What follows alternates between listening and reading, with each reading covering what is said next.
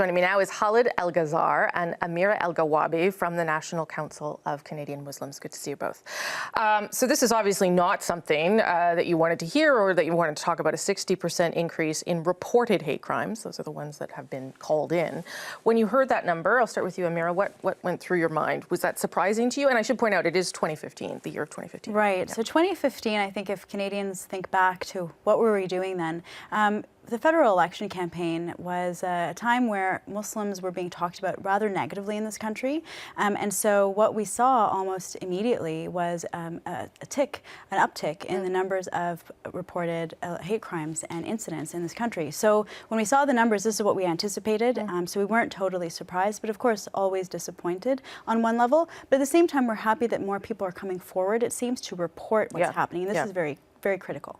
What do you think, Khalid, was do you really see a cause and effect between what was happening during the election? Certainly there was more talk of the niqab, barbaric cultural practices tip line, which never happened, but that kind of conversation was happening. Yeah. Do you think that was that directly connected?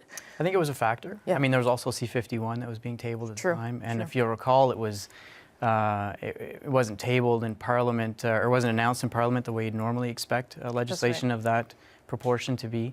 It was introduced at a campaign-style rally where then Prime Minister Harper had announced, that the different measures that they were introducing as part of the bill, including, criminalization of certain kinds of speech.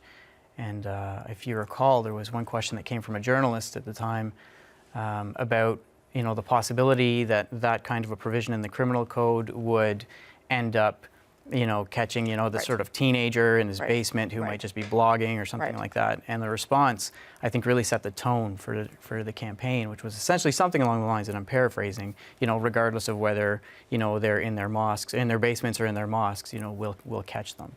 And, again, that really set the tone, I think, and certainly. In spite of this uptick of being targeted, you're still not the most targeted religious minority. It's Jewish people, Jewish Canadians.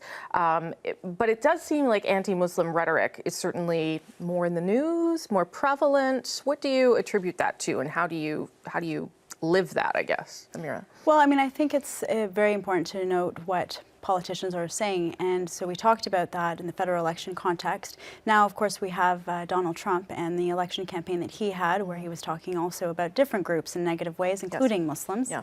And so what we see is that it's really given license. It's given license to those who may hold racist views or who are simply ignorant and unsure and are then therefore swayed into believing suspicious views or holding suspicious views of different minority communities, including Muslims. So from 2016 to 2017, we are still seeing sort of an upward trend. We're seeing an increase again of hate crimes and incidents targeting Muslim communities.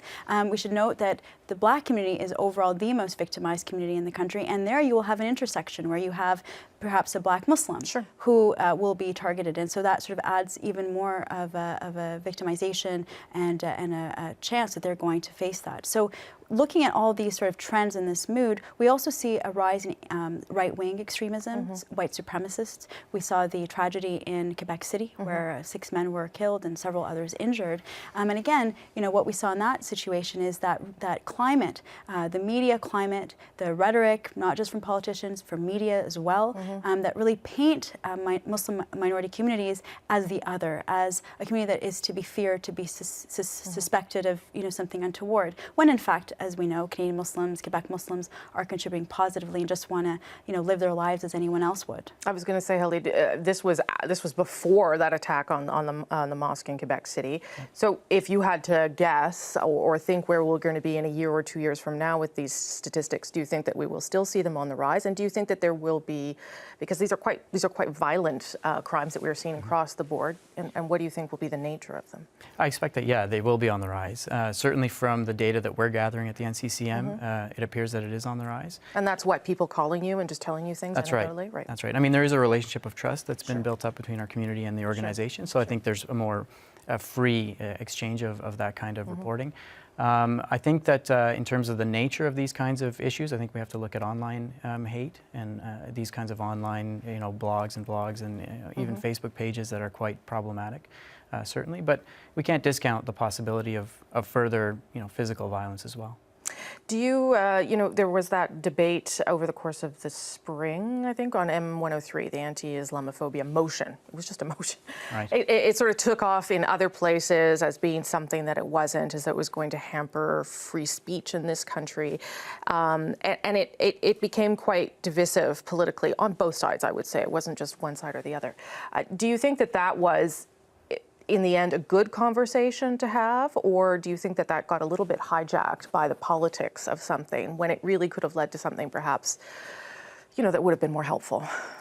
It was very difficult to go through that whole discussion around Islamophobia, because the reality is what we're talking about today is a manifestation of Islamophobia. Sure. It's that when people are holding these views of Muslims and they actually act out against those views and will hurt people, in fact. Mm-hmm. So when we're talking about M103, it was really to try to study, you know, what is happening in this country, not only against Muslims, but against other Sure. religious communities and racial communities. So the intent of that discussion was a good one. Mm-hmm. Very important that we hear about these issues, but it is unfortunate that it became politicized, mm-hmm. that it became about one party versus another party, and sort of, you know, vulnerable communities are caught in the middle, mm-hmm. because we're really just looking for help and support, and we have heard from Canadians across the country who want to address these things. I mean, after the Quebec City mosque shooting, sure.